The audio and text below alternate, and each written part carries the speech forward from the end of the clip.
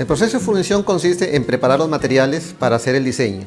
En este caso preparamos dos tipos de fundición, que es para la estructura y la filigrana con material 100% puro. El punto de fusión para fundir el metal es de 960 grados. Cuando este ya llega a su punto de fusión, vaciamos en la riel o lingotera, donde se forman los cuadrados, que luego son enfriados en agua para secarse y luego pasar a la laminadora. Varias veces continuamente se procede a laminar, se recose previamente también para evitar que el metal sufra rajaduras o se pueda quebrar, hasta llegar al último carril del laminador, que nos deja en calibre 120. Preparamos el material, sacamos punta, uno de los lados, para pasarlo por la hilera. Esta hilera de tungsteno que usamos, que viene del calibre 250 hasta el calibre 30 o 28. Y vamos pasando de número en número, previamente recociendo para que el hilo pueda ser más maleable y pueda ser mejor trabajable. Entonces, cuando ya tenemos ya el hilo listo, ya el trabajo del artesano empieza a partir de ahí. La filigrana de plata consiste en juntar dos hilos finos de plata, más o menos en el calibre 25, que es un poquito más grueso que el cabello de una persona. Juntar dos hilos, entorcharlos a través de dos maderas. Este proceso se puede hacer mínimo 3 veces hasta que quede bien torcido, para luego proceder al escarchado, que quede como una especie de soga, para luego esto pasar por el laminador para que queden planos, lo que se conoce como el escarchado. A partir de ahí ya está listo la filigrana. Después que ya está listo, empieza el proceso de el armado. Entonces, el armado consiste en, de acuerdo al diseño, uno va armando las piezas. Dependiendo de la estructura del diseño, uno va armando con la guía, que es la más gruesa, la forma o las diferentes formas. El diseño siempre se le trabaja como un rompecabezas, son varias piezas, que después se suelda. Después que soldamos la estructura según el diseño, pasamos al proceso del llenado de filigrana. Aquí ya empieza ya el trabajo del artesano en cómo piensa llenar la pieza del diseño. Se puede llenar con diferentes técnicas de llenado.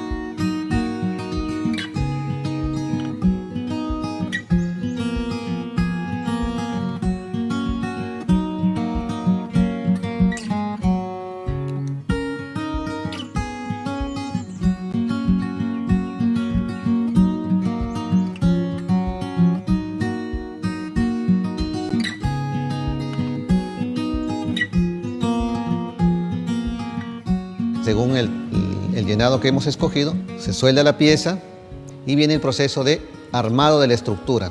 Según el diseño, se van juntando las piezas y se van soldando. Después que hemos armado la pieza, viene el tema del soldado de los accesorios. Por ejemplo, silbar engastes de colores. Después que ya tenemos armados los accesorios, pasamos al proceso de acabado. Lijado, o sea, lijar completamente la pieza. Después del lijado viene el proceso del blanqueado, en someter esta pieza al ácido sulfúrico, mínimo 3 veces. Después que la pieza ha quedado completamente blanca, pasa a un proceso de pulido. Ya después que está la pieza completamente pulida, ya pasamos al proceso de desengrasado, para que esta quede completamente limpia, se enjuaga y se seca. y tenemos el producto final.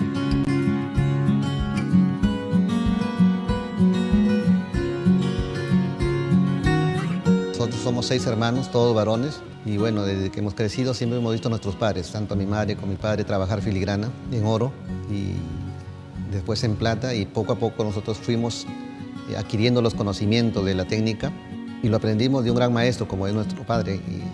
Y ahora, bueno, mis hermanos también tienen sus hijos, yo también tengo los míos y así tal como nosotros aprendimos, ellos también van al taller, quedan mirando, van aprendiendo y en un momento determinado, sin que yo se los diga, ya lo están haciendo también.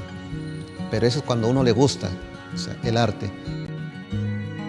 Nuestra madre fue la que nos ayudó mucho también ahí, porque nuestro padre no era de enseñarnos, ¿no? Él siempre trabajó en forma, todo hecho a manos. Él mismo fabricaba sus herramientas y es así como nosotros lo vimos trabajando. Aprendimos y desde los 8 años empezamos ya a formar parte del taller, haciendo algunos detalles como por ejemplo las bolitas de plata, haciendo los chorros o lijando. Poco a poco fuimos ingresando a llenada filigrana, a tejer cordón y a los 17 años fui que hice mi primera pieza de inicio a fin. Todo lo hacíamos acá a mano, laminábamos todo. Pero cuando vino el año 94 la maquinaria, entonces dio un cambio radical ahí, porque ya no nos demorábamos en preparar el hilo, sino simplemente lo enviábamos al sitio de joyería, ellos se encargaban de habilitar el material y nosotros lo recogíamos y ya nosotros nos dedicábamos a hacer otras funciones a la espera que estuviera el hilo. Entonces, el único proceso que nos ayuda es la preparación de la materia prima. El resto es mano de obra del artesano. O sea, todo producto, así sean 10 pares de dormilones, se hace el mismo modelo, uno por uno. O sea, no es que se hacen los 10 y los 10 salen al mismo tiempo, ¿no? Cada dormilona tiene su propio espacio, su propio tiempo y su propia pasión del artesano. Se mantiene en el tiempo tal como se hacía antiguamente. Lo tradicional sí tiene su público, pero no es mucho. Y entonces necesitamos diversificar nuestra producción y aplicar nuevas técnicas de procesos de joyería. Por ejemplo, tenemos el tema del engastado, el proceso de reticulado, el proceso de grabado. Entonces fusionamos las diferentes técnicas con aplicaciones de filigrana. Siempre hay que dar un detalle de filigrana. Bueno, en mis productos siempre doy eso, para dar a conocer esto es de Catacaos por el detalle de la filigrana. La capacitación siempre va a ser uno de los factores de que el artesano sea valorado y sepa valorar sus productos.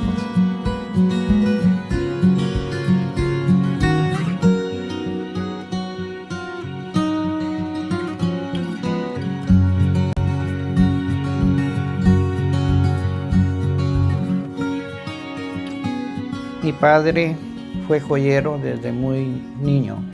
A la edad de 7 años ya mi padre me tenía sentado en la mesa del taller. El oficio que yo ejerzo pues es un oficio que él me enseñó a través de lo que era antiguamente la joyería antigua. Me enseñó a grabar en acero, a hacer nuestras propias herramientas de trabajo. Antiguamente nosotros hacíamos el escarche de la filigrana a base de golpe de martillo. Teníamos tanta dedicación que para nosotros era ya como que si fuésemos una laminadora.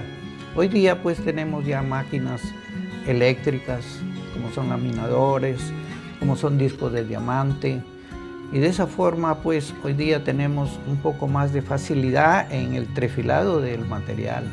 Realmente es una ventaja. Es una ventaja porque facilita de que nosotros tengamos, por ejemplo, cantidad de hilo a un solo calibre.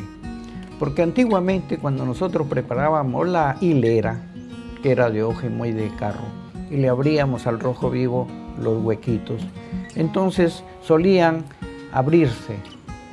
Cada 4, 5, 6 metros ya estaba con otro calibre la parte posterior. Hasta que vino la época, la era de la laminadora.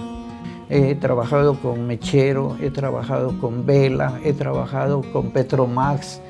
Hoy día estoy trabajando con la corriente eléctrica, pero ya pues también ya es demasiado pedirle a los ojos, ya no dan más. Pero aún con todo hago mis propios modelos. Este quehacer le agradezco a Dios, Padre bendito, porque con ello he sacado a mis hijos adelante, han tenido la oportunidad de tener su profesión. Hoy día para mí el trabajo es como un hobby, habemos artesanos que el llenado lo hacen de un solo sentido, ¿no? Tengo la particularidad en mi persona de hacer el llenado a mi manera, en un montón de cosas que me dé la idea de ponerle, y le hago el llenado de distintas formas. Ese es el arte. No hay unificación de ello porque entonces sería un estampado.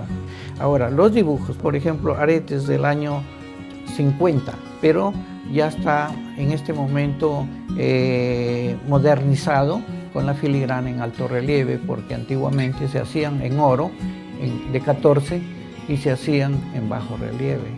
Hay modelos, son creaciones que uno mismo va dándole al arte, al trabajo.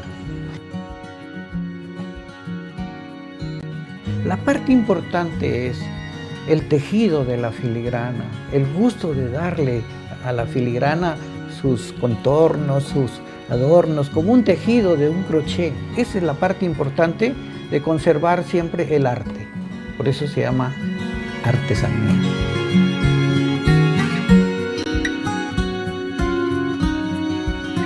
Venimos de una familia que ha sido, en ese tiempo se decía platero, artesano.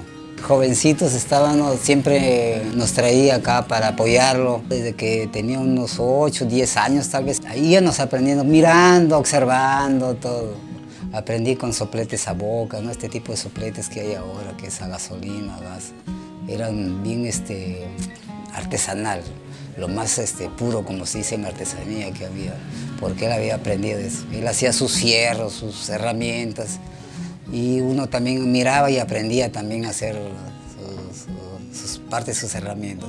La joyería artesanal queda la artesanía un poquito más pura, al menos al que le gusta ese tipo de artesanía lo hace con más dedicación, más cariño, más entrega, como se dice.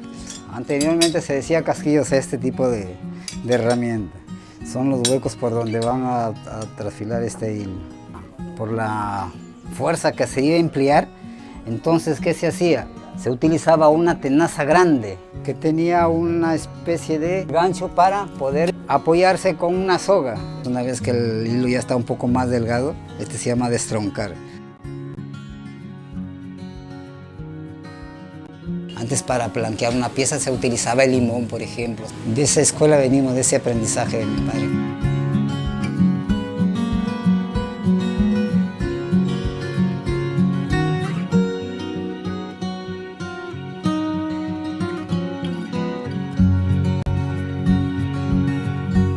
Empecé la joyería desde muy niño, ¿no?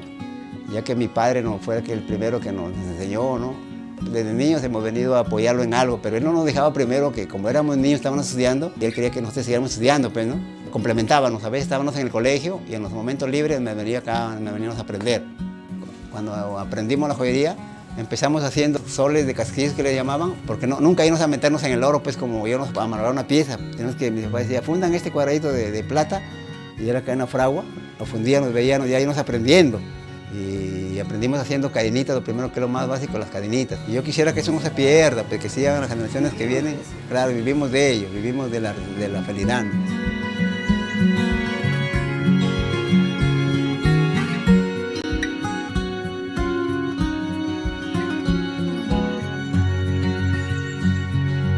Cultivo el arte desde el año 1957, un aproximado de 53 años en la labor que Dios me ha permitido hasta el día de hoy. Mis primeros inicios lo hice en la joyería La Popular de un primo hermano.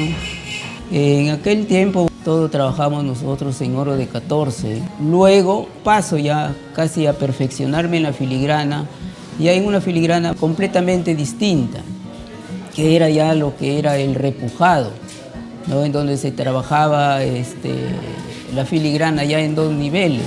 La dormilona de hoy era muy distinta a la dormilona que trabajamos en aquel tiempo. Era plana con sus lisos. Ese liso era brillante. Los chorros no son como los que hoy día se utilizan en las dormilonas, sino era un chorro de lámina también. El llenado de antes más predominaba el modelo araña, que hoy día ya casi poco lo hacen, ¿no? Que eso le daba también una elegancia también al llenado. Mis maestros tenían ese método, primero dibujaban y luego nosotros ya empezábamos a elaborar. El mercado más amplio que había acá eran en los puertos, en las caletas. El mismo maestro salía a vender sus productos. Yo tuve la oportunidad de ir a varios sitios, como era por ejemplo Cabo Blanco, Negritos, Máncora, Sechura. Y había mucha gente que venía de otros lugares también, de la sierra. Nosotros trabajamos a perfiles y eso dio lugar a que se presentaron clientes en el que ya no querían perfiles, querían ya en bulto. En esa época nos iniciamos con los pavorreales y luego de ahí empezamos a trabajar con los chalanes, pareja de gallos, ya todo eso ya empezamos nosotros a trabajar. Ya. Pero eso sí ya fue por exigencia ya del cliente, porque eso demanda, digamos, un costo mayor. Y antes para hacer un par de aretes teníamos que ocupar 8 horas, pues hoy día pues ya se hace un par de aretes en 4 horas, ¿no? Una dormilona de 6 cuerpos, ¿no? Que es la más grande, esa se puede hacer en 2 días. Tiene más o menos unos 35 gramos. Esto es un arte, ¿no? Esto cualquiera no lo elabora, pues.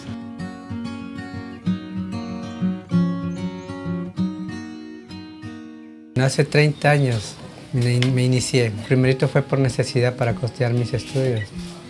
De ahí, conforme iba pasando el tiempo, ya se convirtió como una pasión, porque me dio muchas oportunidades, tanto ganar premios como viajar también al extranjero. Y mi primer contacto fue primero en talleres con familiares. Posteriormente ya me fui independizando hasta que me fui capacitando en el exterior porque tuve la oportunidad de ganarme una beca. Cuando me inicié, la filigrana era muy tradicional.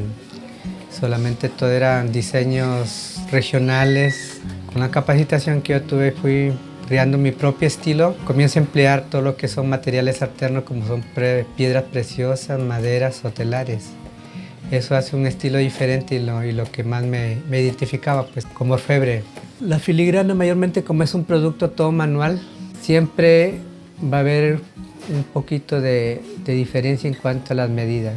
Por eso el artesano tiene que llevar una ficha técnica de los portes y de acuerdo a eso regirse, o si no trabajar también con plantillas.